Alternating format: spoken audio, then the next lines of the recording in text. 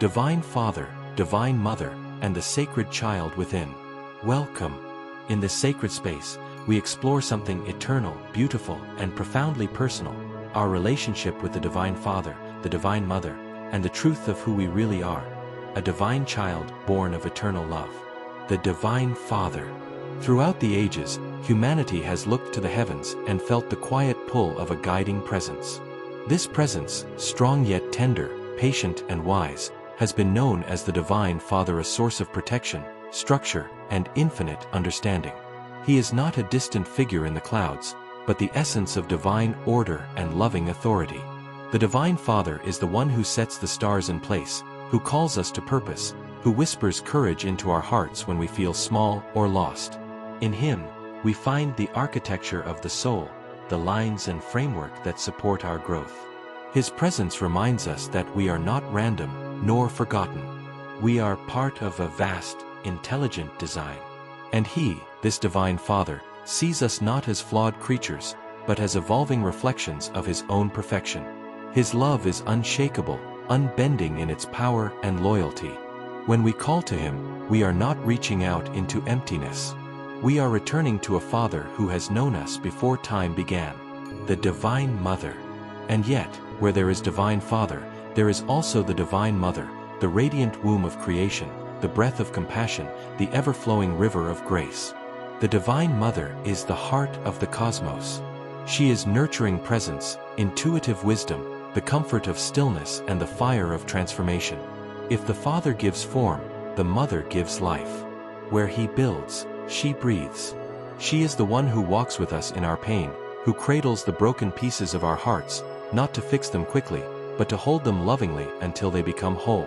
In the Divine Mother, there is no judgment, only the infinite space to be, to feel, to heal. She speaks in dreams, in music, in the wind through the trees. She sings to us when we sleep. She nourishes our spirit with her love, which is never earned and never withheld. She loves us not because we do, but because we are. In the Divine Mother, we find our softness, our receptivity, our beauty. In her presence, we are always enough, the child of the divine. And now we turn to the sacred truth at the center of this mystery. We are not separate from this Divine Father and Divine Mother. You have divine heritage. We are born of them, not in metaphor, but in reality. We are children of the divine. This is not poetry, it is spiritual fact.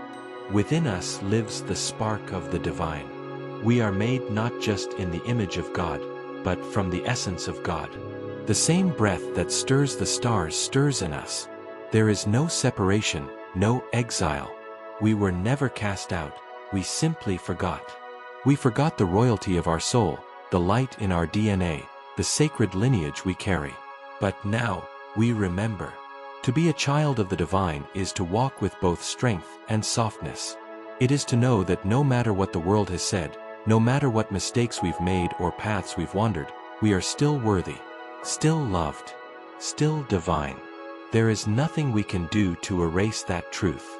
It is eternal. When we awaken to this inner divinity, something shifts. The world becomes less fearful. Our hearts open. We begin to act not from scarcity or fear, but from love, because that's what we are. Reclaiming our divine identity. The journey back to our divine identity is not about perfection. It's not about achieving enlightenment or earning God's favor. It is about remembering. To remember is to bring the pieces of ourselves home.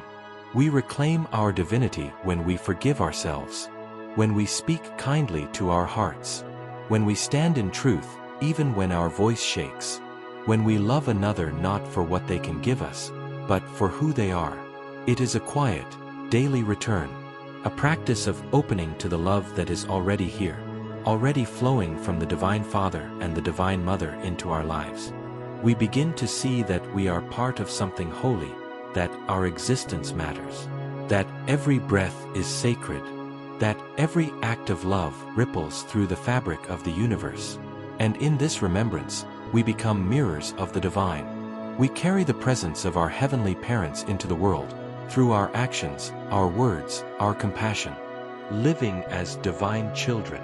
To live as a child of the divine is to live with intention, with love, and with humility. It is to honor both the masculine and feminine within us, the fire of the father, the flow of the mother. It is to stop chasing worth and start embodying it. To stop fearing punishment and start listening to the guidance that lives within. The divine father and mother are not just above us, they are within us. Their voices are the intuition that nudges us, the dreams that guide us, the stillness that holds us. And we are not just their creation. We are their continuation. So let us live like it. Let us walk as light bearers. Let us speak words that heal. Let us build lives that reflect the beauty and balance of the divine family we come from. We are not here to be perfect. We are here to be real, to be loving, to be awake, to be divine. Remember who you are. You are loved. You are held. You are a child of the divine. And nothing will ever change that. The light is within. The light is home.